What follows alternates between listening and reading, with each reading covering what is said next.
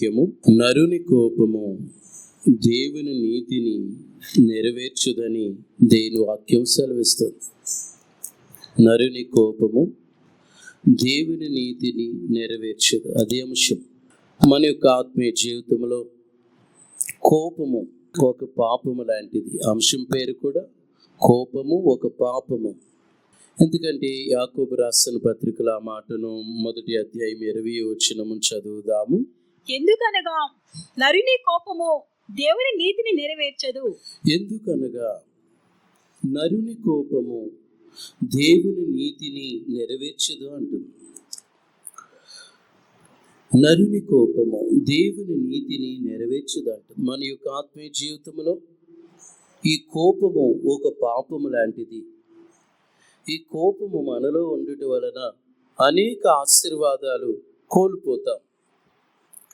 మానవుని హృదయంలో ఈ కోపము ఒక పాపము వలె ఏలుబడి చేయుచున్నది.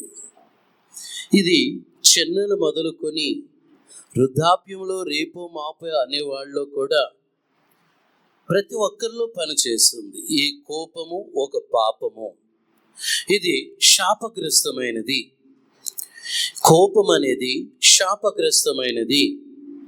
ఈ కోపం ఉండుట వలన మన కుటుంబాల్లో, మన సేవా జీవితంలో అనేక ఆశీర్వాదాలు కోల్పోతాము.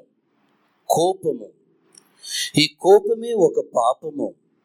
ఈ కోపము ఒక శాపము లాంటిది. ఈ కోపము మన జీవితంలో ఏలుబడి చేయు ఒక దరిద్రం లాంటిది. ఈ కోపము పనిచేస్తుంది ప్రతి ఒక్కరి హృదయములో, ప్రతి ఒక్క మనిషిలో కూడా ఈ కోపం అనేది పనిచేయుచున్నది. ఈ కోపం ఉండుట వలన అనేకులు ఆశీర్వాదాలు కోల్పోతున్నారు. భక్తుడైనటువంటి యోనా భక్తుడు, అతడు ఒక చిన్న ప్రవక్తే, ఒక చిన్న పాస్టరే. ఆత్మీయ జీవితంలో మనం సేవకులమైన, విశ్వాసులైన ఎవరైనప్పుడు కూడా ఈ కోపము పనిచేయటం వలన అనేక ఆశీర్వాదాలు కోల్పోతున్నారు. దేని వాక్యములోను యోనా గ్రంథము 4వ అధ్యాయము 9-10 వచనములు చదువుదాము. అప్పుడు దేవుడు ఈ సొర చెట్టుని గురించి నీవు కోపించిన న్యాయమా అని యోనాను అడుగుగా, యోనా ప్రాణము పోవునంతగా కోపించిన న్యాయమే అనెను. ప్రాణం పోవునంతగా కోపించిన న్యాయమే అనను. ప్రభువేమో యోనా భక్తునేమో ఇది దేవుడు ఈ సొర చెట్టును గురించి, అప్పుడు దేవుడు ఈ సొర చెట్టును గురించి నువ్వు కోపించిన న్యాయమా అంటే, తన జీవితంలో దేవుడు యోనాకు అప్పటికప్పుడు ఒక సొర చెట్టును పుట్టింపజేసి దాని నీడను ఇచ్చేటట్టుగా చేసి ఆ సొర చెట్టు దగ్గరికి వెళ్ళినప్పుడు ఎంతో విశ్రాంతిగా ఉంది. ఒక సమయం వచ్చిన అది కూడా ఎండిపోతే కోపగించుకుంటున్నాడు. యోనా తన జీవితంలో కోపం తెచ్చుకున్నాడు. కోపగించుకోవటం అది చూచి దేవుడు, యోనా ఇది న్యాయమేనా అంటే దేవుడికే సమాధానం, ఇది న్యాయమే, ఇది న్యాయమే. చూడండి, ప్రభువేమో మహోన్నతుడైనటువంటి దేవుడు, సర్వశక్తి కలిగినటువంటి దేవుడు. దేవుడే కోపపడాలి యోనా మీద, కానీ యోనయే కోపపడుచున్నాడు. దేవుడే యోనా మీద కోపపడాలి, కానీ యోనా మీద కోపపడలేదు, కానీ యోనయే కోపపడుచున్నాడు. నేటి దినాల్లో మన యొక్క ఆత్మీయ జీవితంలో కూడా ఈ యోనా టైపులోనే ఉంటారు. చాలా కోపం కలిగి ఉంటారు, చాలా కోపం కలిగి ఉంటారు. అనేకులు ఈ కోపం వలన అది ఒక శాపము లాంటిది. ఈ కోపము ఒక పాపము లాంటిది. ఈ కోపం ఉండుట వలన మన కుటుంబాల్లో శాపం ఏలుబడి చేస్తుంది. కోపం ఉండాలి, కానీ అది ప్రభు ఏమంటున్నాడు, కోపపడుడు కానీ పాపము చేయకుడి. అది సూర్యుడు అస్తమించే వరకు, అంటే సాయంకాలం లోపలనే ఆ కోపం అనేది మళ్ళీ హృదయంలో నుండి అంటే కోపన్నా మళ్ళీ అది మనస్సులో ఉంచుకోకూడదు అని ఆ మాటను చదువుదాము. ఎఫెసీయులకు రాసిన పత్రిక 4:26 4వ అధ్యాయము 26 కోపపడుడు గాని పాపము చేయకుడి. సూర్యుడు అస్తమించు వరకు మీ కోపము నిలిచి ఉండకూడదు. సూర్యుడు అస్తమించు వరకు మీ కోపము నిలిచి ఉండకూడదు. కోపపడుడి కానీ పాపము చేయకుడి. ఏదో కోపం వచ్చి 2 మాటలు మాట్లాడినా మళ్ళీ ఆ కోపము అలాగే మన హృదయంలో నిలిచి ఉండకూడదు. అలా నిలిచి ఉన్నదా అది పాపం చేసినట్లే. ఆ కుటుంబానికి వచ్చే ఆశీర్వాదాలు ఆగిపోతాయి. మన యొక్క ఆత్మీయ జీవితంలో కోపపడు, ప్రభు అంటున్నాడు కోపపడుడు గాని పాపము చేయకుడి.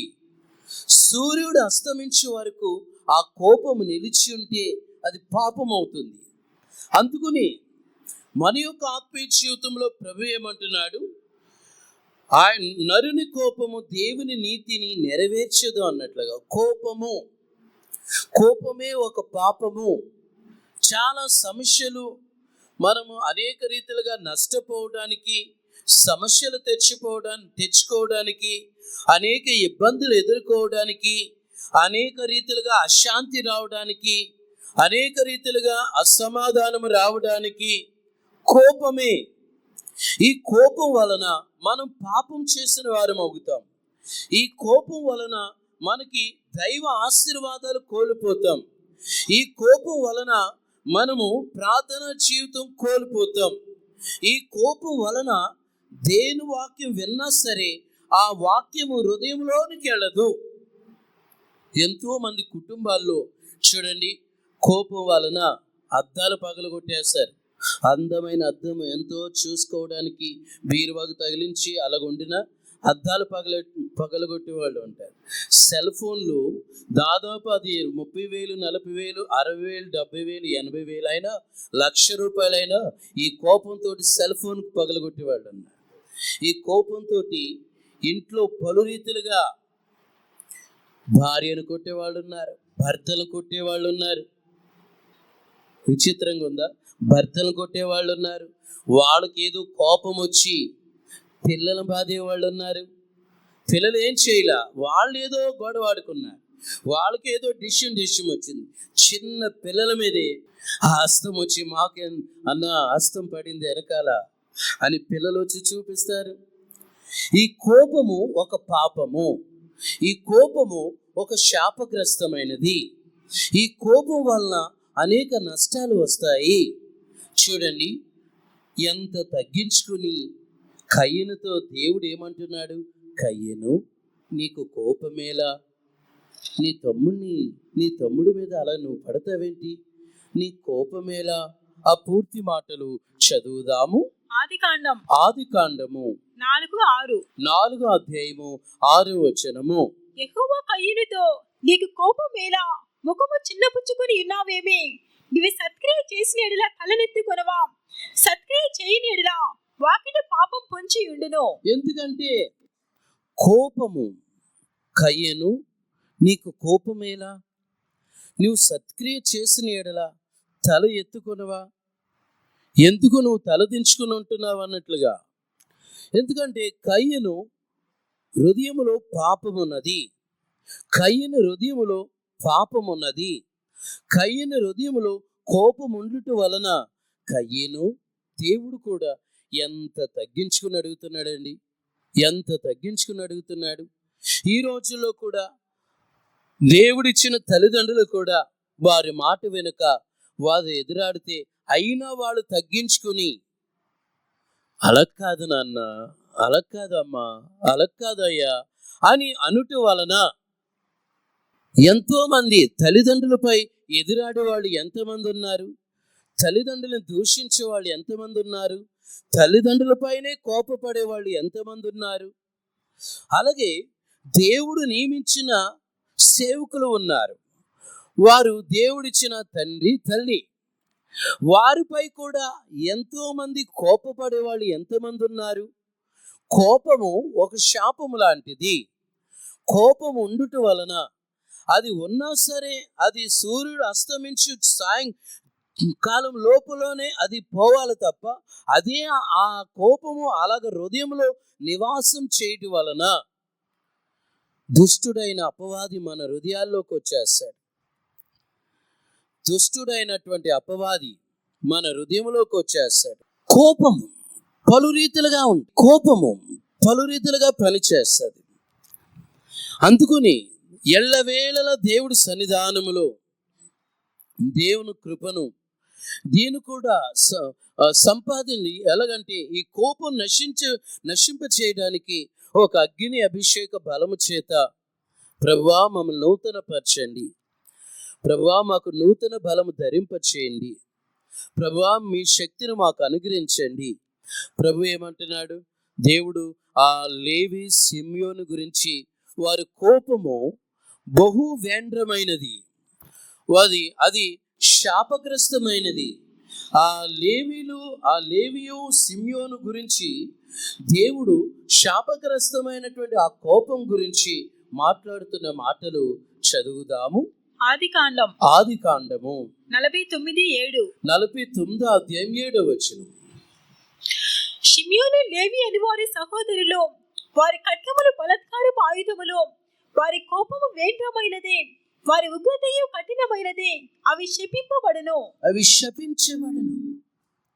ఎందుకంటే వారి కోపం వలన మనుషులను చంపివేసిరి. ఆ మాటలు కూడా చదువుదాము. 49:6. వారి కోపం వచ్చి మనుషులను చంపిరి, తమ స్వేచ్ఛ చేత ఎద్దుల గుదికాలి నరములను తెగగొట్టిరి. ఎద్దుల గుదికాలు వారు నరికివేశారు, మనుషులను చంపివేశారు. ఈ కోపం వలన మనుషులను చంపివేస్తున్నారు.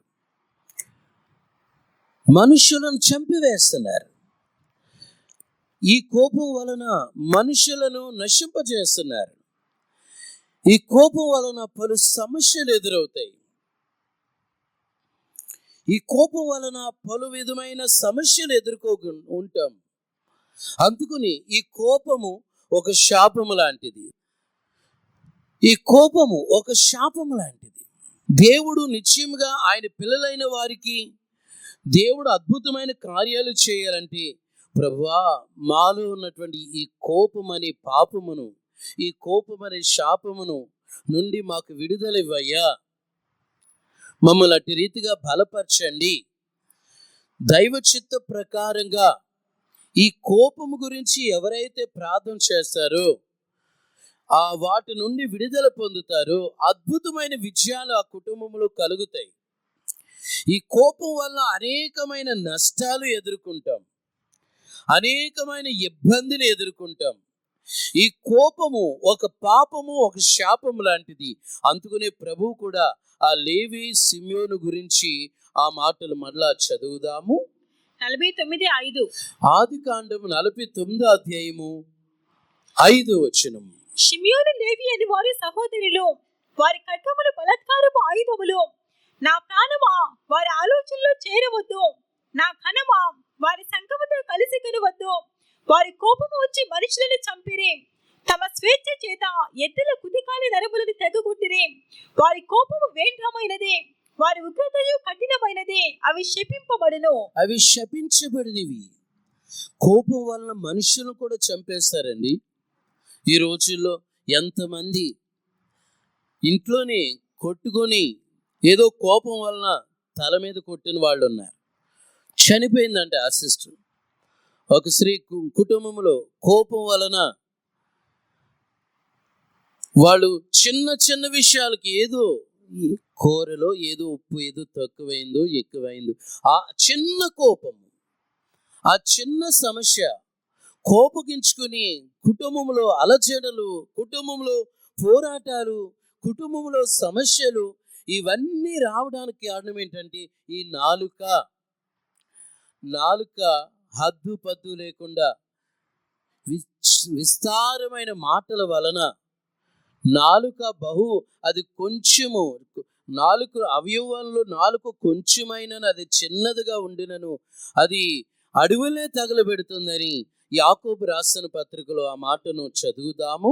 3:5. అలాగునే నాలుక కూడా చిన్న అవయవమైన బహుగా అదిరిపడెను. ఎంత కొంచెము నిప్పు ఎంత విస్తారమైన అడవిని తగులబెట్టెను. నాలుక అగ్నియే. నాలుక మన అవయములో ఉంచబడిన పాప ప్రపంచమై సర్వ శరీరములకు మాలిన్యము కలుగు చేయుచు ప్రకృతి చక్రములకు చిచ్చు పెట్టును. అది నరకము చేత చిచ్చు పెట్టబడును. ఎందుకంటే నాలుక అది చిన్న అవయవమైనను బహుగా అదిరిపడును. ఎంత అదిరిపడుతుంది.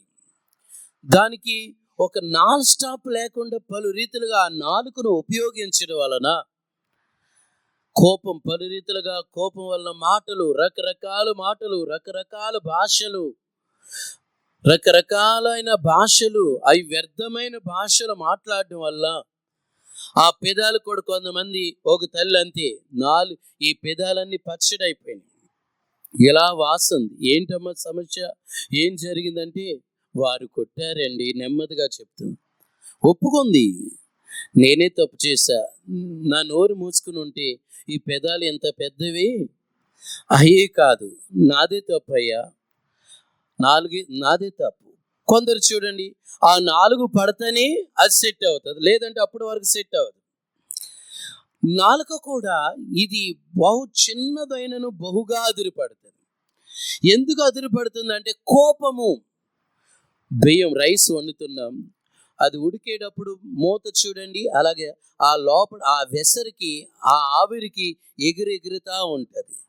అలాగే కోపము హృదయంలో నివాసం చేయడం వలన అవి బహుగా అదిరిపడుతుంది. నోరు రకరకాలుగా మాట్లాడుతూ ఉంటారు. ఈ కోపం విషయంలో సరైన రీతిగా ప్రార్థన చేసుకుని, ప్రభువా నీ కృప నాకు ఇమ్మంటే అద్భుతమైన మేలులు జరుగుతాయి. యోనా ఏమంటున్నాడు? దేవుడినే ఎదురాడుతున్నాడు. యోనా, ఇది న్యాయమా యోనా? నువ్వు కోపగించుకోవడం న్యాయమే. అప్పుడప్పుడు ఈ కోపంగా రకరకాలుగా అంటే చచ్చిపోతా, జాగ్రత్త అంటే చచ్చిపోతా.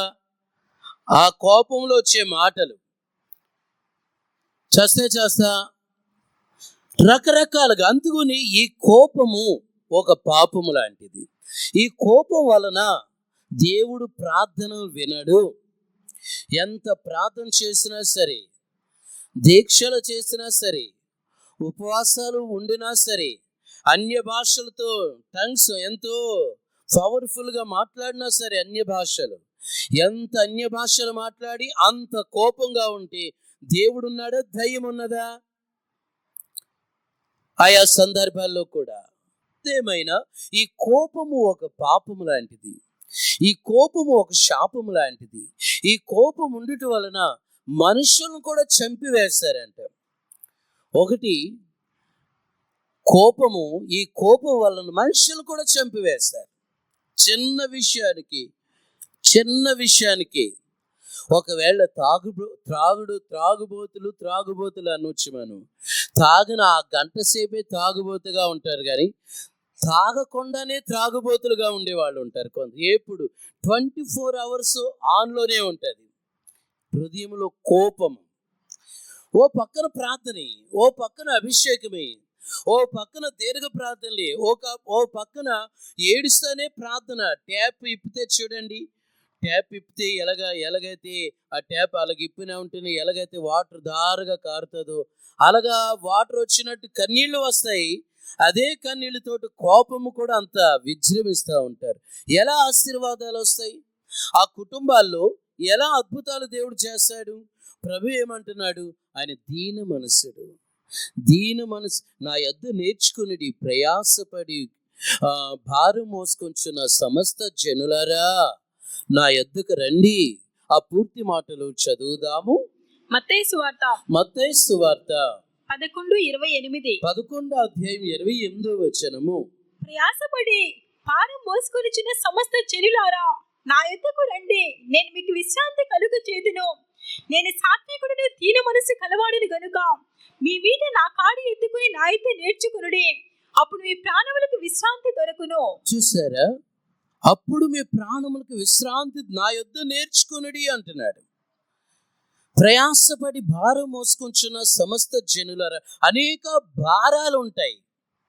ఆ భారాలన్నీ ప్రభు ఏమంటే నా మీద వేయండి, నా యొద్ద నేర్చుకునండి, మీ భారం తొలగిస్తా, మీకు విడుదలనిస్తా, మీకు అద్భుతం చేస్తా, మీకు ఆశ్చర్యమైన కార్యం జరిగిస్తానని ప్రభు అయినటువంటి దేవుడు అంటున్నాడు. అదే మాటను మరలా చదువుదాము. మత్తయి సువార్త మత్తయి సువార్త 11:28. 11వ అధ్యాయం 28వ వచనము. ప్రయాసపడి భారం మోసుకొంచున్న సమస్త జనులారా, నా యొద్దకు రండి, నేను మీకు విశ్రాంతి కలుగు చేతును. నేను సాత్వికుడును, దీన మనస్సు కలవాడిని గనుక మీ మీద నా కాడి ఎత్తుకుని నా యొద్ద నేర్చుకొనుడి. అప్పుడు మీ ప్రాణములకు విశ్రాంతి దొరుకును. అప్పుడు మీ ప్రాణములకు విశ్రాంతి దొరుకును. విశ్రాంతి దేవుడు ఇస్తాడు, నెమ్మదినిస్తాడు. ఆ కుటుంబాల్లో దేవుడు ఆశ్చర్యమైన కార్యాలు చేయాలంటే ఆ కోపం అనే శాపమును ప్రభువా తొలగించండి, తొలగించండి. అనేకులు అనేక రీతిలుగా ప్రయాసపడుతూ ఉంటున్నారు నేటి దినాల్లో. ఆ ప్రయాసల వలన, ఎందుకు ఆ ప్రయాసపడటం వలన అంటే, హృదయంలో పైకి కోపపడేది ఉంటుంది, హృదయంలో కూడా కోపం ఉంటుంది. పైకి కోపడిందైనా అది పర్వాలేదేమో, కానీ హృదయములో నిత్యము 24 hours ఆన్లోనే ఉంటుంది. అప్పుడప్పుడు అంటారు, 24 hours డ్రింక్ తాగుతూనే ఉంటారండి అన్నట్లుగా హృదయములో కోపము, అది దేవుడు చూస్తాడు, అది దేవుడు చూస్తాడు. ఆ కోపం వలన ఆశీర్వాదాలు కూడా మన జీవితంలో పోగొట్టుకుంటున్నామేమో. కొందరు చూడండి, కోపం వచ్చిందా ఆత్రపడి మాట్లాడుతూ ఉంటారు. ఆత్రపడి, తొందరపడి దానికి స్టాప్ ఉండదు. అది ఆత్రపడకుండా సమయోచితంగా మనము మన యొక్క ఆత్మీయ జీవితంలో నెమ్మది కలిగి ఉంటే, సమాధానం కలిగి ఉంటే, శాంతిని కలిగి ఉంటే అద్భుతమైన మేలు చేస్తారు. కొందరు తొందరపడి మాట్లాడేస్తారు. అందుకుని ప్రసంగి గ్రంథంలో 7వ అధ్యాయము 9వ వచనము ఒకసారి ఆ మాటను చదువుదాము. ఆత్రపడి కోపపడవద్దు, బుద్ధిహీనుల అంతరింద్రియములందు కోపము సుఖ నివాసము చేయును. ఎందుకంటే ఆత్రపడి కోపపడవద్దు. ఎందుకంటే కోపము ఇది ఒక ఆత్మ. సిమ్యోను, లేవి వారిని పట్టి పీడిస్తున్న ఒక ఆత్మ. ఆ పని మనలో పని చేస్తుందేమో ఆ ఆత్మ. ఆత్రపడి కోపపడవద్దు, తొందరపడి కోపపడవద్దు. అలా కోపపడటం వలన అనేక నష్టాలు అనుభవిస్తారు, అనేక సమస్యలు అనుభవిస్తారు. కొందరు చూడండి, తెలియని రీతిగా తొందరపడి నడిపించే వారిని, ఒక ఉద్యోగం ఇచ్చాడు ఒక ఆయన, పెద్ద ఆయన దగ్గర ఎలాగుండాలి? సముదాయంగా, మర్యాదగా, క్రమంగా మాట్లాడాలి. ఏదో ఆయన అన్నాడని నేను మానేస్తా, నేను ఏడ్చేస్తా అని ఒకవేళ ఆ అధిపతిని ఎదిరిస్తే ఉద్యోగంలో నుండి తీసివేస్తాడంట. అందుకుని దే ప్రసంగి గ్రంథంలో అలాంటి మాటను తొందరపడి ఆ మాట చదువుదాము. 10వ అధ్యాయము 4వ వచనము. ఏలివాడు నీ మీద కోపపడిన ఎడల నీ ఉద్యోగం నుండి నీవు తొలగిపోకుము. ఓర్పు గొప్ప ద్రోహ కార్యములు జరగకుండా చేయును. ఓర్పు గొప్ప ద్రోహ కార్యాలు చేయకుండా చేయును. కొందరు చూడండి, తొందరపడి వాళ్ళు ఏదో పెద్దవాళ్ళు, ఏదో వాళ్ళు బిజీగా ఉన్నారు, ఏదో నువ్వు దగ్గరికి వెళ్ళి నెమ్మదిగా ఏదో మాట అన్నావు, ఇసుకున్నారు, ఏదో కోపడ్డారు. వాళ్ళు కోపడ్డారని మనం కూడా కోపడితే మనకే నష్టం వస్తుంది. వాళ్ళు ఏదో కోపడ్డారు, పై అధికారులు, వాళ్ళకి అధికారం ఉంది, పెట్టడానికి ఉంది, తిట్టడానికి ఉంది అన్నట్టుగా వాళ్ళకి అధికారం ఉంది. వాళ్ళు ఉద్యోగం ఇవ్వగలుగుతారు, ఉద్యోగం తీసేయగలుగుతారు. అలాంటి వాళ్ళ దగ్గర ఎలా మాట్లాడాలి? కొందరు మర్యాద లేకుండా ఎలా పడితే అలాగ ఉండటం వలన, ఆ కోపం వలన, వారి కోపం రావడం వల్ల ఉద్యోగంలో నుండి తీసివేయచ్చు. అందుకని కోపము ఒక పాపము లాంటిది. ఈ కోపము ఆత్మ ఉండటం వలన కుటుంబాల్లో అభివృద్ధి రాపోవచ్చు. ఈ కోపం ఉండటం వలన కొందరు చూడండి, కోపం వచ్చిందా అంటారు, నేనెవరినో తెలుసా. అదొక స్పిరిట్. అది దయ్యాల్లో పనిచేసే ఆ స్పిరిట్ వారిలో పనిచేస్తుందని అర్థం. కోపం ఏదేమైనా నిగ్రహించుకుని, ప్రభువా నా కోపం రాకుండా సహాయం చేయి, ఇది ఒక ఆత్మ, నాకు కృపనివ్వయ్యా. కొంతమంది చూడండి, కోపం వచ్చిందని పిల్లల్ని ఎలా పడితే అలా మాట్లాడతారు. ఎలా పడితే అలా మాట్లాడతారు, ఎలా పడితే అలాగా వాళ్ళని రకరకాలుగా. ఒక తల్లి అంతేనంట, పెంతెకోస్తు సంఘానికి సంబంధించిన భక్తురాలంట, చాలా సీనియర్ అంట. ఆ తల్లి అంతేనంట, మాట్లాడితే పిల్లల మీద, రే నువ్వు చచ్చిపో, నువ్వు చనిపో, నువ్వెప్పుడు చేస్తావురా అందట. ఒకే ఒక కొడుకు డిష్. తర్వాత లబోదీబో అంటే ఏంటి? కొంతమంది వారి కోపతాపాల మీద రకరకాలుగా చనిపో అని అలా రాకూడదు. ఏదన్నా పిల్లలు ఏదన్నా గద్దించిన ఒక దెబ్బ ఉపయోగించు, బెత్తం ఉపయోగించు, కానీ శాపన సంబంధమైనటువంటి మాటలు వాళ్ళ మీద ప్రయోగించవా, వాళ్ళు లేకపోతే నీ గతి ఏమవుతుంది? ఇప్పుడు ఉదాహరణకి లేక ఒక కొడుకు ఉన్నాడండి, లేక ఒక కుమారుడు ఉన్నాడు, ఎవ్వరు లేరు. ఆ కొడుకునే పట్టుకుని రకరకాలుగా నువ్వు ఆ శాపగ్రస్తమైనటువంటి నువ్వు చావురా, నువ్వెప్పుడు చేస్తావు అలాంటి మాటలు అన్నావా, మరి ఆ కొడుకే లేకపోతే నీ జీవితం ఏమవుతుంది? తర్వాత ఎవరు నిన్ను పోషిస్తారు? నువ్వు ముసలోడు అయ్యో, ఎవరు పోషిస్తారు? ఆత్మీయంగా ఈ కోపం ప్రతి ఒక్కరిలో, నీలో, నాలో, ప్రభువులో కూడా ఒకసారి ఎందుకంటున్నాడు? ఆ దేవుడు మందిరంలో వాళ్ళు శాపగ్రస్తమైన పని చేయడం వలన ఎందుకు ఇది ఏంటి, దేవుని ఆలయాన్ని దొంగలుగా చేశారని అక్కడ కూడా ప్రభు కోపడ్డాడు. కానీ దైవ చిత్త ప్రకారంగా కోపాడు. కానీ విచ్చలవిడిగా ఆ కోపాన్ని, నాకు కోపం ఉంది, ఈ కోపం నేను ఇలాగుంటే నాకు ఎవరు ఎదురాడరు, ఎవరు ఎదిరించరు, నేను అలాగే ఉంటాను అంటే ఆ కోపమే ఒక పాపము, ఆ పాపమే ఒక శాపము. లేవి, సిమియోను వారు ఏమైనా ఆశీర్వాదకరంగా ఉన్నారా? వారు దీవెనకరంగా ఉన్నారా?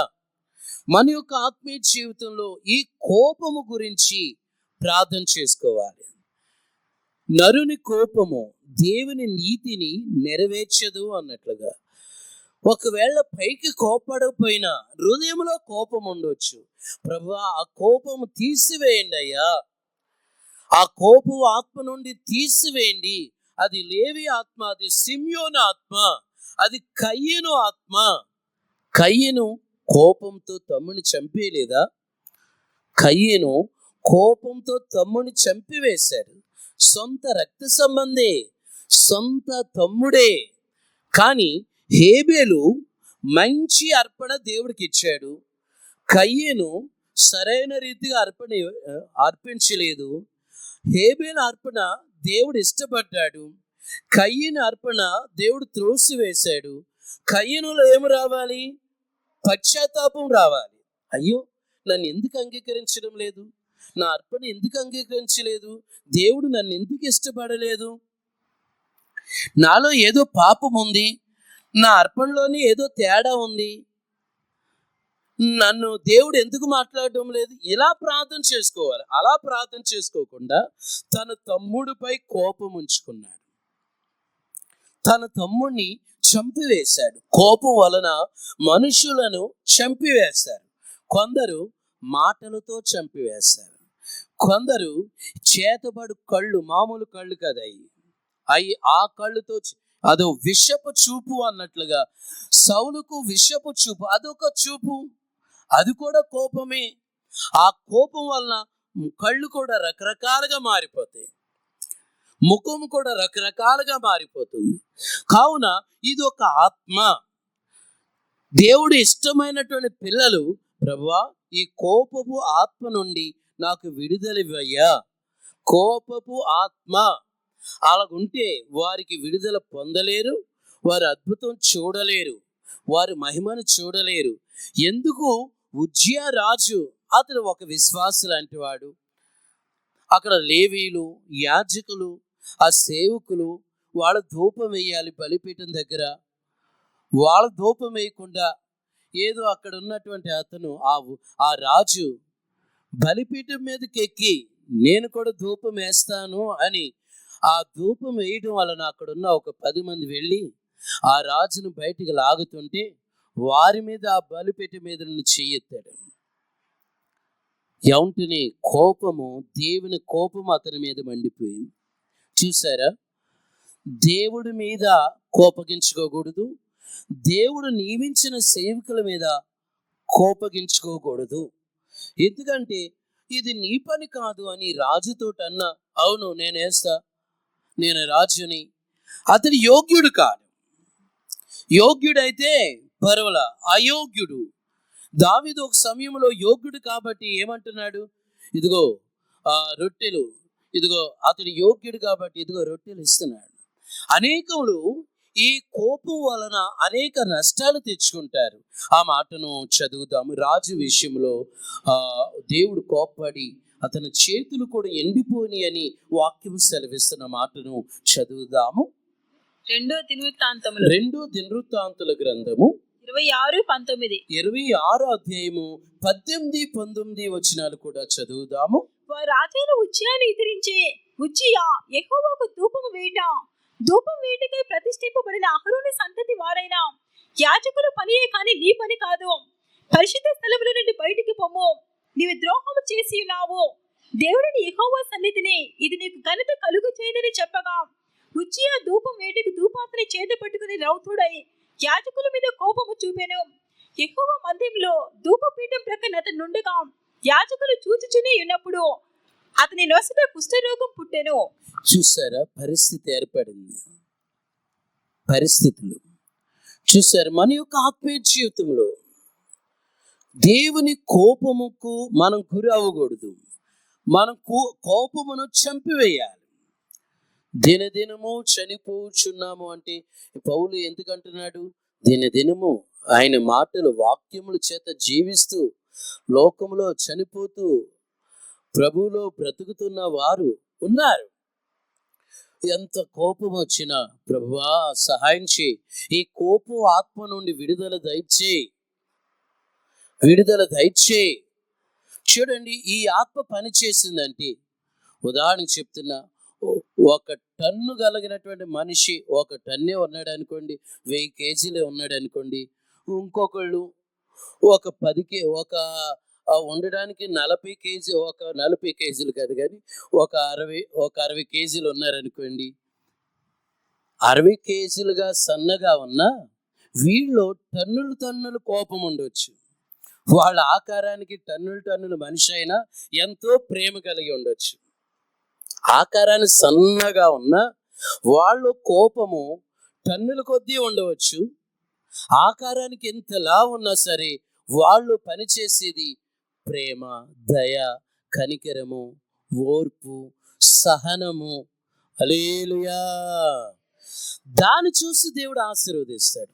అందుకని ఆయన దివ్యమైన స్వభావాలు మనం ధరించుకోవడానికి ప్రార్థన చేసుకోవాలి. ప్రభువా నీ దివ్యమైన స్వభావాలు నాకు ఇవ్వయ్యా, నాకు ఓర్పు లేకుండా పోతుందయ్యా, నాకు సహనము లేకుండా పోతుందయ్యా. ప్రభువా ఆ పిల్లలు కూడా మార్చయ్యా.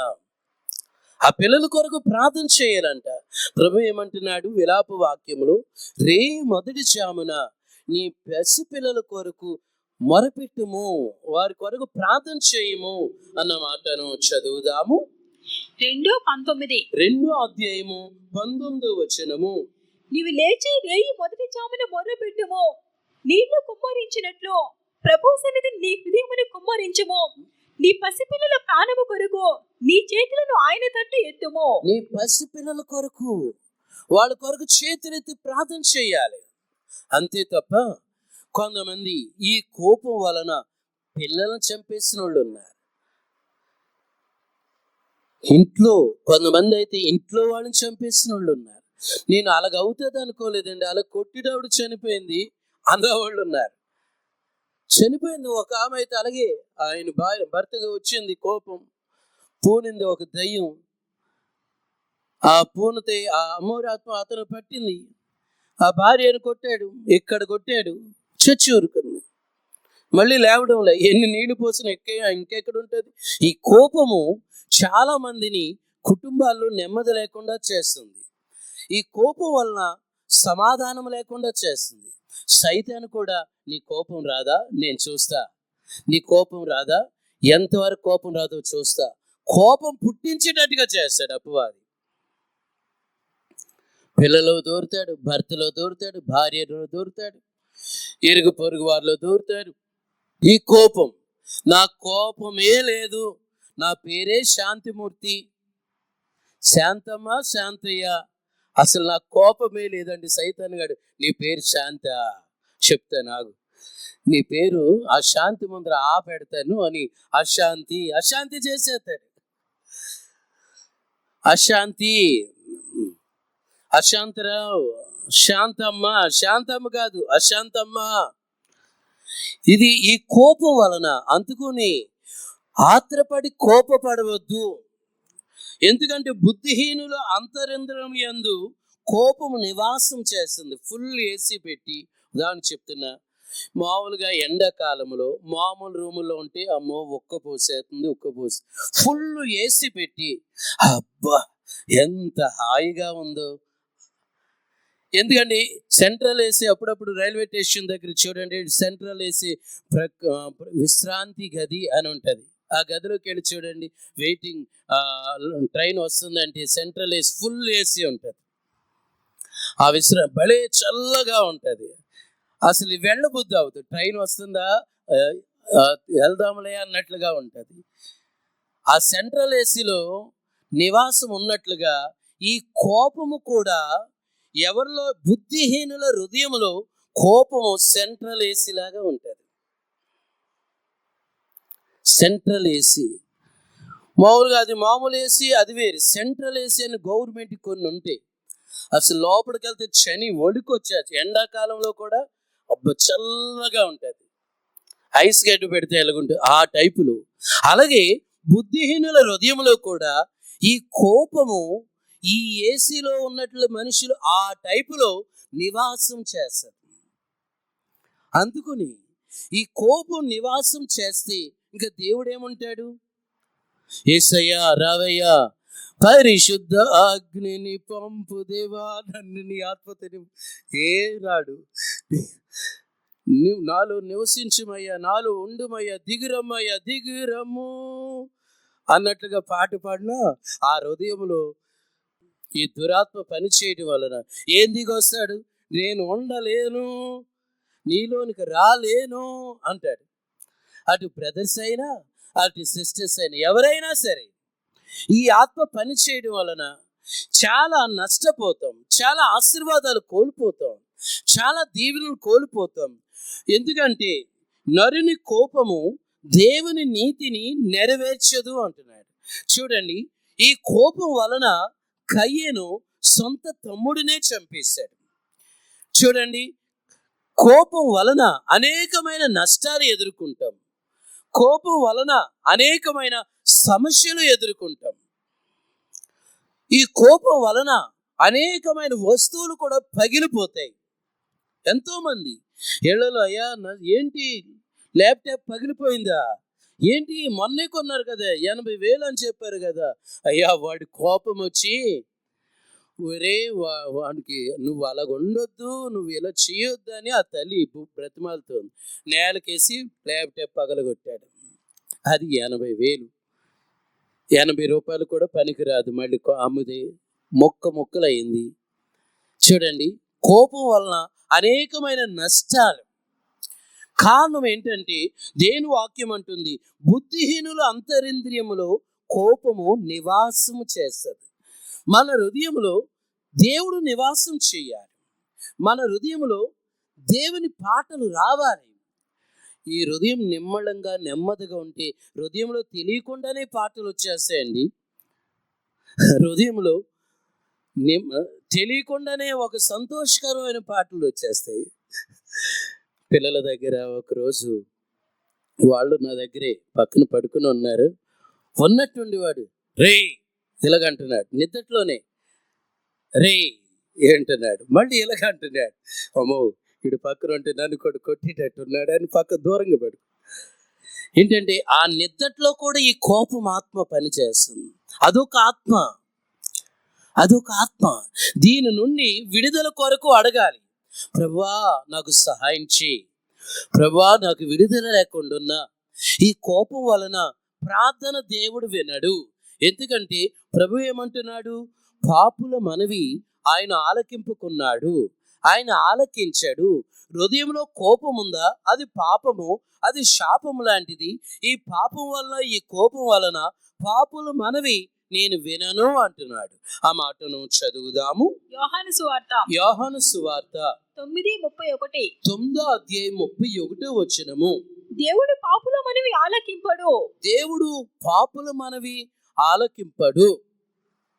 దేవుడు పాపుల మనవి ఆలకింపడు.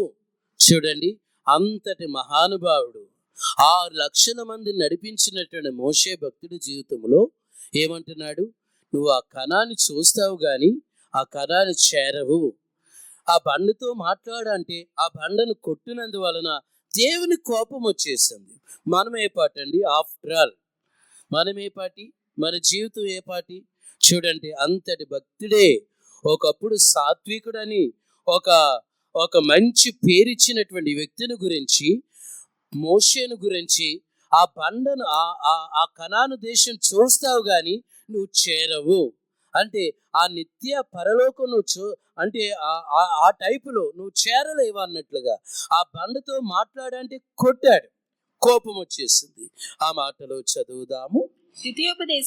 ద్వితీయోపదేశకాండము 4:21. 4వ అధ్యాయం 21వ వచనము. యెహోవా మిమ్మల్ని బట్టి నా మీద కోపపడి నేను యోర్దాను దాటకూడదనియో నీ దేవుడిని యెహోవా స్వాస్థ్యముగా నీకిచ్చుచున్న ఈ మంచి దేశంలో ప్రవేశింపకూడదనియో ప్రమాణము చేసెను. ఎందుకంటే ప్రమాణము చేసెను, కోపడ్డాడు. ఎందుకు అలాగంటే కోపము. అందుకుని ఆ మాట కూడా చదువుదాము. బండతో సంఖ్యాకాండము 20:12. 20వ అధ్యాయము 12వ వచనము. ద్రోహులారా వినుడి, మేము ఈ బండలో నుండి మీ కొరకు నీళ్లు రప్పింపవలెనా అనెను. అప్పుడు మోషే తన చెయ్యి ఎత్తి 2 మార్లు తన కర్రతో ఆ బండను కొట్టగా నీళ్లు సమృద్ధిగా ప్రవహించెను. సమాజమును పశువులను త్రాగిను.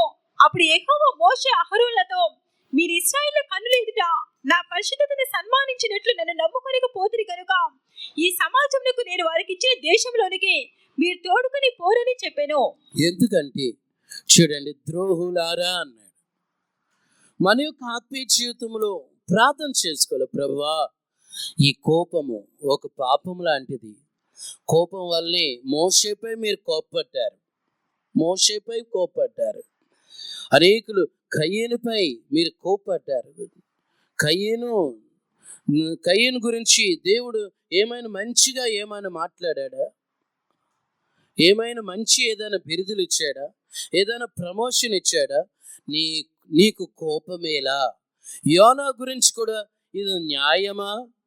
యోనా, ఇది న్యాయమా? న్యాయమే. ఎందుకంటే యోనా నినివే మీద కోపంగా ఉన్నాడు. అక్కడ ఏదో దేవుడి గురించి చెప్పు, దేవుడు నా గురించి చెప్పు, వారు మారుతారు అంటే తర్కిష్కును పారిపోతున్నాడు. కొందరి జీవితంలో, మన యొక్క ఆత్మీయ జీవితంలో ఎవరి మీద కోపము మనకు పాపముగా మారకూడదు. అర్థమైందా? ఎవరి మీద కోపము అది మనకు శాపముగా మారకూడదు. కొందరికి ఎవరి మీద కోపం ఉంచుకోవడం వల్ల అది మనకు పాపముగా మారుతుంది, మనకి ఆశీర్వాదకరంగా ఉండదు. ఒకవేళ దేవునికి విరోధంగా వాళ్ళు ఉన్నారా? ప్రభువా, మీరు చూసుకుంటున్నారు, అట్టి స్వభావం నాలో లేకుండా సహాయం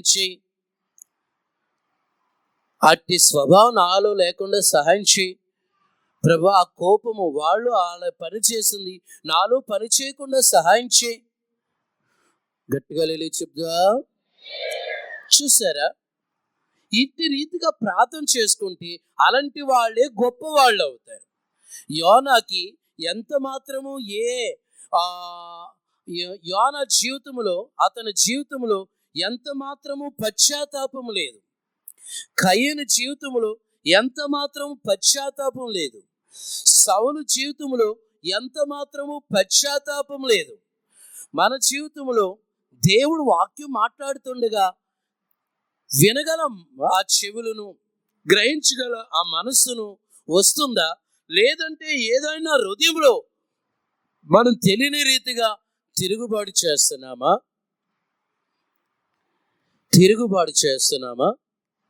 జరిగిన సందర్భం, పాస్టర్ గారు, ఒక పెద్ద పాస్టర్ గారు వాక్యం చెప్తా ఎందుకు ఆ ఫ్లోయింగ్లో కొంతమందికి పెద్ద ఇల్లు ఉంటుంది, చిన్న ఇల్లు ఉంటుంది అని ఏదో కొంతమంది అలాగుండేవాళ్ళు కూడా ఉంటారు, అలాంటి విశ్వాసులు కూడా ఉంటారు, రకరకాలుగా ఉంటారు. అంటే పాస్టర్ గారు డబుల్ మీనింగ్ తోటి నాతో మాట్లాడాడని కోపంతో అక్కడికక్కడ బైబిల్ కూడా తన సతీమణి గారైనటువంటి తన భార్య మీద అలాగే బైబిల్ ఇసిరేసి కోపంతో వెళ్ళాడు. యాక్సిడెంట్ అయి కాలు ఇరిగి మళ్ళీ తిరిగి వచ్చాడు చర్చికి. జరిగిన విషయం అది. ఓ పాస్టర్ గారు చెప్తూ ఇలా జరిగింది ఆయనకి. చూడండి, కోపము అది చాలా నష్టం చేస్తుంది. దేవుడు వాక్యమే మాట్లాడుతూ ఉంటాడు. ఆ వాక్యము, ప్రభువా ఈ రోజున ప్రభువా ఈ కోణంలో నాతో మాట్లాడారు, మీ కృతజ్ఞతలు అనాలి తప్ప దిద్దుబాటు నీకు అసహ్యము కదా అంటున్నాడు. దేవుడు సరిచేసి మాట్లాడుతున్నప్పుడు ఆ దేవుడి మీద ఎదురాడితే, దేవుడు నియమించిన వారి మీద ఎదురాడితే ఎవరికి నష్టము? ఆయా సందర్భాలు దేవుడి మీద ఉమ్మేస్తానని ఒకడు ఉమ్ము పైకేసి మళ్ళీ నెత్తి మీదే పడతారు. ఎంతో మంది దేవుడి మీదే కోపం గీసుకుంటారు. ఎంత మాత్రము ఒకవేళ ఏదైనా సందర్భం వచ్చిందా, ఎలాగుండాలి? నాలో ఏదో పాపం ఉంది, నాలో ఏదో దోషం ఉంది. ఎలాగంటున్నాడు నెహెమ్యా ఒక పశ్చాత్తాపము కలిగినటువంటి మనిషి కనుక, ఒక మంచి స్వభావం కలిగిన వాడు గనుక, మా మీదకి వచ్చిన శ్రమలన్నీ చూడగా నీవు న్యాయవంతుడివేనయ్యా, నీవు మంచి దేవుడివేనయ్యా, మేమే దుర్మార్గులమయ్యా, మాలోనే కోపం ఉందయ్యా, మాలోనే పాపం ఉందయ్యా, ఇట్టి రీతిగా ప్రార్థన చేస్తున్నాడు. ఆ మాటను చదువుదాము. 9:33 9వ అధ్యాయము 33వ వచనము. మా మీదకి వచ్చిన శ్రమలన్నిటినీ చూడగా నీవు న్యాయస్థుడవే, నీవు సత్యముగానే ప్రవర్తించితివి కానీ మేమైతిమి. ఎందుకంటే నువ్వు సత్యంగానే ప్రవర్తించావయ్యా, మేమే దుర్మార్గులమయ్యా. మేము సత్యంగానే మాట్లాడావయ్యా, మేమే దుర్మార్గులంగా ఉన్నాం. నీ మాట వినడంలా ప్రభువా మమ్మల్ని క్షమించు. కయ్యను తిరుగుబాటు చేశాడు, సౌలు తిరుగుబాటు చేశాడు, యోనా తిరుగుబాటు చేశాడు. ప్రియ దేవుని బిడ్డ, మనం ఏమైనా తిరుగుబాటు చేస్తున్నామా? దేవుని మాటలకు ఏమైనా తిరుగుబాటు చేస్తున్నామా? మరికొందరైతే తిరుగుబాటు చేస్తారు, విచ్చలవిడిగా ఉంటారు. ఏదేమైనా మన యొక్క ఆత్మీయ జీవితంలో ఈ కోపము పని చేస్తుందా? మన అంతరింద్రియములో పైకి తేలకపోయినా లోపల కోపం ఉందా? ఒకవేళ ఆయా సందర్భాల్లో పరిశుద్ధులు కూడా మాట్లాడుతున్నప్పుడు కొన్ని సందర్భాలు చెప్పింది, పైకి బాగా సేవ చేస్తున్నట్టుగా ఎంతో నిష్టగా ప్రతిష్టగా భయంతో వణుకుతో చేశారు, కానీ హృదయంలో కోపం ఉండటం వల్ల ఏదో తిరుగుబాటు చేసినట్టు వచ్చింది. అలా చెప్పిన వాళ్ళు ఉన్నారు, అలా చెప్పిన పరిశుద్ధులు ఉన్నారు. పైకి సేవ ఏదో లోపల అందుకొని భక్తుడైనటువంటి దావీదు ఏమంటున్నాడు? నేను కూర్చుండుట, నేను లేచుట, నేను మాట్లాడుట, నేను కూర్చోవడం నీకు తెలుసయ్యా, మాట్లాడటం తెలుసయ్యా, నడవడం తెలుసయ్యా. ప్రభు నీకు తెలిసే ఉన్నది, నాకు తలంపు పుట్టక మునిపే నీకు తెలిసే ఉన్నది అంటున్నాడు. ఆ మాట చదువుదాము. కీర్తన గ్రంథము 139:2. 139 అధ్యాయం 2వ వచనం. నేను కూర్చుండుట, నేను లేచుట నీకు తెలియను, నాకు తలంపు పుట్టక మునిపే నీవు నా మనసు గ్రహించుచున్నావు. నా నడకను నా పడకను నీవు పరిశీలన చేసి ఉన్నావు, నా చర్యలన్నింటినీ బాగుగా తెలుసుకుని ఉన్నావు. యెహోవా మాట నా నాలుకకు రాక మునిపే అది నీకు పూర్తిగా తెలిసి ఉన్నది. ఎందుకంటే అది పూర్తిగా తెలిసి ఉన్నది అంటున్నాడు. నాకు తలంపు పుట్టక మునిపే. మనమేమనుకుంటాం? నాలో ఏ కోపం ఉంది, నాలో ఏ దోషం ఉంది, నేను చాలా నిదానం, చాలా నెమ్మది, నా పేరే నెమ్మది, నా పేరే నిదానం అని చెప్పురా. దేవుడు ఆలోచనలో తప్పు పట్టుకోవచ్చు, మన మాటల్లో తప్పు పట్టుకోవచ్చు, మన ఆలోచనలో తప్పు పట్టుకోవచ్చు. మనం ఏ కోపడుతున్నా నీలో ఏ కోపం ఉంది అని మాట్లాడవచ్చు. హల్లెలూయా. నీలో ఈ చూడండి, భక్తుల జీవితంలో కొందరేమో తమ కొరతలు తన లోటుపాట్లు ఒప్పుకున్నారు, మరి కొందరేమో తమ లోటుపాట్లు ఒప్పుకోకుండా ఎదురాడారు. మన యొక్క జీవితంలో ఏమైనా తెలియని రీతిగా ఈ కోపపు ఆత్మ పనిచేస్తుందా? పనిచేస్తాయి. ఈ ఆత్మ పనిచేస్తుంది. ప్రతి ఒక్కరిలో కూడా ఈ ఆత్మ పనిచేయడం వలన అనేక ఆశీర్వాదాలు మనం కోల్పోతున్నామేమో, అనేక దీవెనలు మనం కోల్పోతున్నామేమో, అనేక ఇబ్బందులు మనకు ఎదురవుతున్నాయేమో మన జీవితంలో. మనం మార్పు లేకపోవడం వలన, ఈ ఆత్మ పనిచేయడం వలన అనేకమైన నష్టాలు ఎదుర్కొంటున్నామేమో. ప్రియమైన దేవుని పిల్లలారా, చూడండి, అమెరికాలోనంటే అలాగేనంట ఒక గులాబీ తోట ఉందంట. టీయు థామస్ పాస్టర్ గారు చెప్తూ, టీపీఎంలు పాస్టర్ గారు ఆయన మెసేజ్లో విన్నా, గులాబీ తోట అంటే పిల్లలు ఏదో ఒక పువ్వు తెంచారంట. ఆ తెంచడం కొరకు పరిగెట్టుకుంటూ అతను ఉరికించి పిల్లల్ని ఆ పిల్లోడి మీద చేసుకుని, ఈ లోపల ఆయనకి సమస్య వచ్చిందని టపాలం అని పడడం ఏదో జరిగింది. చూడండి, ఒక్క చిన్న విషయమే మనం చిన్న సులువుగా చిక్కులు పెట్టు పాపములు, ఆయా సందర్భాలు ఈ సులువుగా చిక్కులు పెట్టు పాపమే ఒక శాపముగా మార్చబడవచ్చు. మీ యొక్క జీవితంలో, నా యొక్క జీవితంలో బాగా కృప పొందుకొని కోపము రాకుండా, ప్రభువా కృపివయ్యా, నీ సాత్వికను మాకు దయచేయి, నీ ప్రేమను మాకు దయచేయి, మీ విధేయత మాకు దయచేయి, మీ సాత్వికము మమ్మల్ని గొప్ప చేసిన అన్నట్లుగా నీ సాత్వికమైన మంచి స్వభావాలు మాకు కలుగజేయండి అయ్యా అని ఎవరైతే ప్రార్థన చేసుకుంటారో వారి జీవితాల్లో దేవుడు అద్భుతాలు చేస్తాడండి. వారి జీవితంలో గొప్ప కార్యాలు దేవుడు జరిగిస్తాడు. అందుకని నిర్గమకాండము 23వ అధ్యాయము 21వ వచనము కూడా ఆ మాటను చదువుదాము. నిర్గమకాండము 23వ అధ్యాయం 21వ వచనము. ఆయన సన్నిధిని జాగ్రత్తగా నుండి ఆయన మాట వినవలెను, ఆయన కోపము రేపవద్దు, మీ అతిక్రమములను ఆయన పరిహరింపడు, నా నామం ఆయనకున్నది. ఎందుకంటే ఆయన సన్నిధిని జాగ్రత్తగా ఉండి ఆయన మాట వినవలెను. ఎందుకంటే అందుకు నిశ్చయంగా ఆయనకు కోపము రేపవద్దు, కోపము రేపకూడదు. దేవుడికి నరుల కోపం వచ్చినా పర్వాలేదు, కానీ దేవునికే కోపం వచ్చిందంటే మనం విడుదల పొందుతామా? దేవుడికే కోపం పుట్టిస్తే, నరులకు ఏదో కోపం పుట్టిస్తే వాళ్ళు క్షమించారు, సరే దేవుడే చూసుకుంటాడు, సరే దేవుడే చూసుకుంటాడు, సరే దేవుడే చూసుకుంటాడు. నరులు కోపం పుట్టిస్తే, దేవుడికే కోపం పుట్టిస్తే, ఎంతో మంది దేవుడికే కోపం పుట్టించే వాళ్ళు ఉంటారు. మనుషులు కోపం పుట్టిస్తే అది పరల ఏదో తెలియక మాట్లాడారని ఆ మనిషి క్షమించవచ్చు, కానీ దేవుడికే కోపం పుట్టిస్తే చాలా జాగ్రత్తగా ఉండాలి. దేవునికి కోపం పుట్టించే పనులు చేయకూడదు. దేవుని కోపం పుట్టించే విగ్రహ సంబంధమైన వాటి జోలికి వెళ్ళకూడదు. ఒకవేళ ఒక మనిషిని బాగా బాధిస్తున్నావా, ఎంతో శాంతంగా ఓర్చుకుని ప్రభువా సహాయం చేయి, ఓర్పు కావాలి, దేవుడు ఏం చేస్తాడు? కోపగించుకుంటాడు. అందుకుని రోమీలకు రాసిన పత్రికలో ప్రభు ఏమంటున్నాడు? రోమీలకు రాసిన పత్రికలో దేవుని కోపముకు, ఎందుకంటే మీరు కోపడు నాకు ఆగ్రహము, ఎందుకంటే నాకు చోటు ఇవ్వండి, నాకు సమయం ఇవ్వండి, నా కోపం వాళ్ళ మీద తీర్చుకుంటాను అన్నట్లు మీరు అలాగ ఉండవద్దు, రెచ్చిపోవద్దు అన్నట్లుగా ఆ మాటను చదువుదాము. 12వ అధ్యాయము 19వ వచనము. ప్రియులారా, మీకు మీరే పగ తీర్చుకొనక దేవుని ఉగ్రతకు చోటియుడి, పగ తీర్చుట నా పని, నేనే ప్రతిఫలమును ఇత్తును అని ప్రభువు చెప్పుచున్నాడు. పగ తీర్చుకొనుట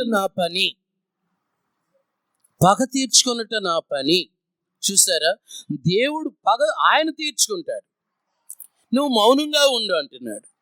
హిజ్కియాతో దేవుడు ఏమంటున్నాడు? నువ్వు మౌనంగా ఉండు, నువ్వు ర్యాష్గా వాళ్ళ మీద వెళ్ళొద్దు యుద్ధానికి, మీరు మౌనంగా ఉండండి, అద్భుతం చేస్తానంటున్నాడు. ఒక్కొక్క సమయాల్లో మనం ఆత్మీయ జీవితంలో ఎదిగేటప్పుడు మనకు కూడా కొన్ని పరీక్షలు వస్తాయి. కోపం పుట్టించే మనుషులు ఉంటారు, ఇరుగు పొరుగు వారు ఉంటారు.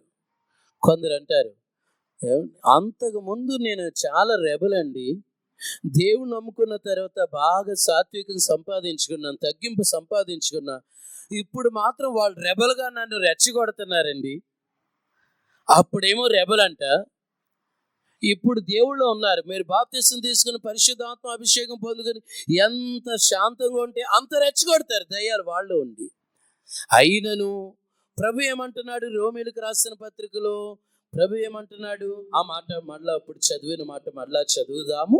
12:19 అధ్యాయం 19 మీకు మీరే పగ తీర్చుకొనక దేవుని ఉగ్రతకు చోటియుడి. పగ తీర్చుట నా పని, నేనే ప్రతిఫలమును ఇత్తును అని ప్రభువు చెప్పుచున్నాడు. ఎందుకంటే నేను ప్రతిఫలం ఇస్తా, పగ తీర్చుకొనుట నా పని. మిమ్మల్ని అనవసరంగా ఎవరైనా వేధిస్తున్నారా, బాధ పెడుతున్నారా, హింస పెడుతున్నారా, హేళన చేస్తున్నారా?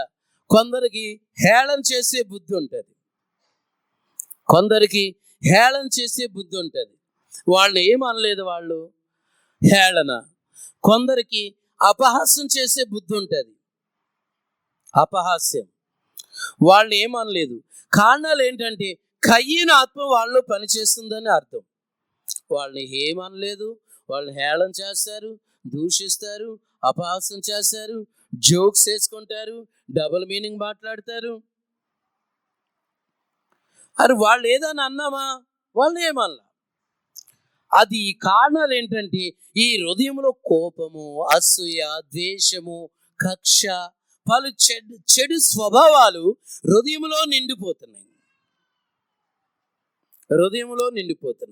ఆ నిండిపోవడం వలన దేవుని యొక్క ఆశీర్వాదాలు మనం కోల్పోతున్నామేమో, దేవుని యొక్క దీవెనలు మనం పోగొట్టుకుంటున్నామేమో. దయచేసి పిల్లలనైనా ఇంట్లో ఎవరినైనా దూషించండి, నువ్వు చావరాదా ఏనాడు మన నోటంట రాకూడదు.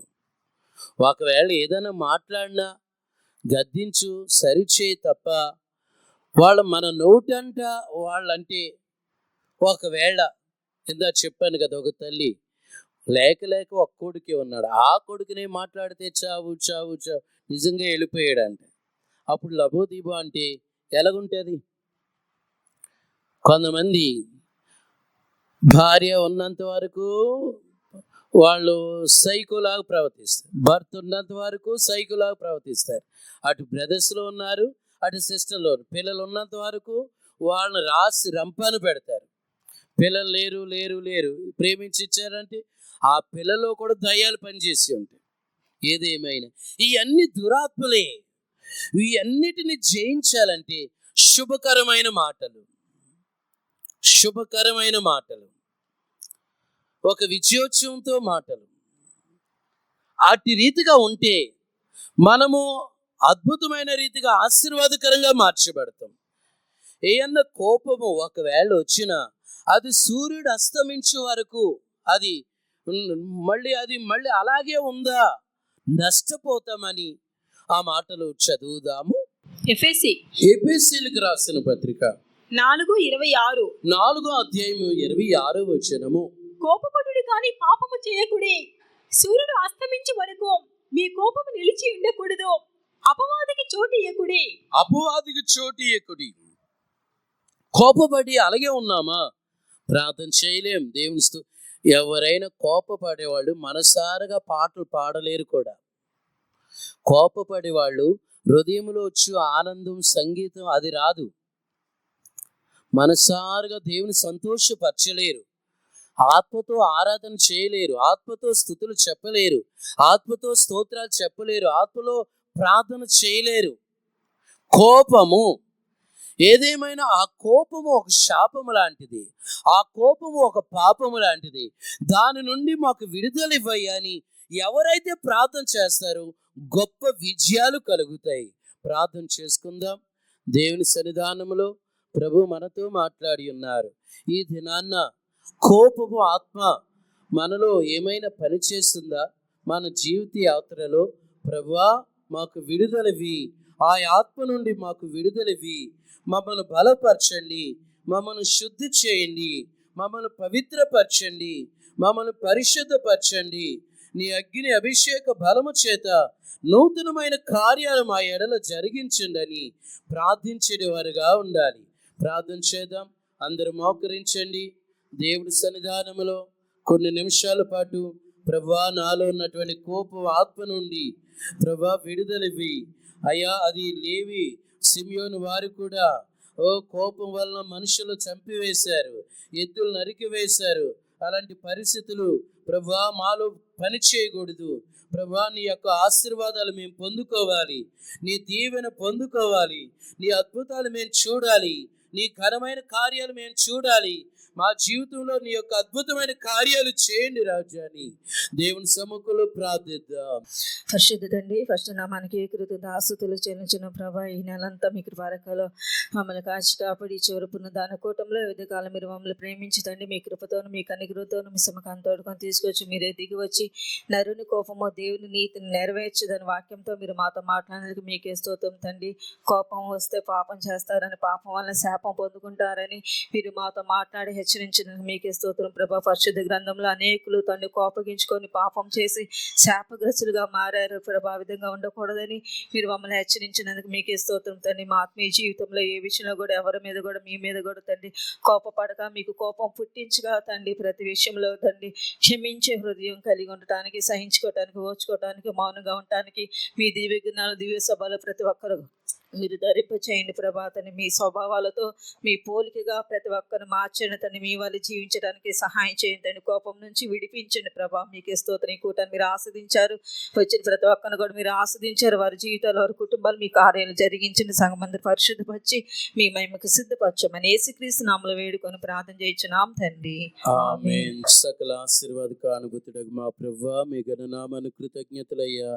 ఈ ఆరాధన అంతటిని ప్రభువా, పాటలో, వాక్యములో, సాక్ష్యములు అన్ని విషయాలు మీరు సహాయం చేసి నడిపించిన విధానం బట్టి స్తోత్రము రాజా. ఈ ఉదయకాల ఆరాధన యందు కోపపు ఆత్మ గురించి మీరు మాతో మాట్లాడి ఉన్నారు. మా అందరిలో ప్రభువా ఆ ఆత్మ పని చేయకుండా ప్రభువా నీ దివ్య స్వభావాలు మాకు ధరింప చేయండి. నీ దివ్య గుణాలతో మేము నడుచుకోవడానికి తగిన కృప మాకు అందరికీ దయచేయండి రాజా. నీ ప్రేమ కనికరములో, కటాక్షములో ప్రతి వారిని నడిపించండి. ఈ ఉదయకాల ఆరాధన ఆశీర్వదించారు, అందుని బట్టి కృతజ్ఞతలు. బిడ్డలందరి జీవితంలో ఘనమైన కార్యాలు జరిగించండి ప్రభువా. సేవకులందరినీ ఆశీర్వదించండి, సంఘ బిడ్డలందరినీ ఆశీర్వదించండి. బిడ్డలందరి జీవితంలో నూతనమైన కార్యాల చేత ఇంకనూ నడిపించండి, మహిమగల కార్యాల చేత నడిపించండి. బిడ్డలను ఆశీర్వదించండి. బిడ్డలకు ఉన్నటువంటి ప్రతి ఒక్క అవసరాలన్నీ తీర్చి నీ ప్రేమ కనికర కటాక్షములో నడిపించి నీ రాకడ మమ్మల్ని సిద్ధపరచమని యేసు పరిశుద్ధ నామమున నడిచినాం తండ్రి. కుమారుడైన క్రీస్తు కృప, తండ్రి అయిన దేవుని ప్రేమ, పరిశుద్ధాత్మ సహవాసము మనందరికి తోడొచ్చును గాక. ఆమేన్. హల్లెలూయా. అందరికీ ప్రేమ స్తోత్రములు.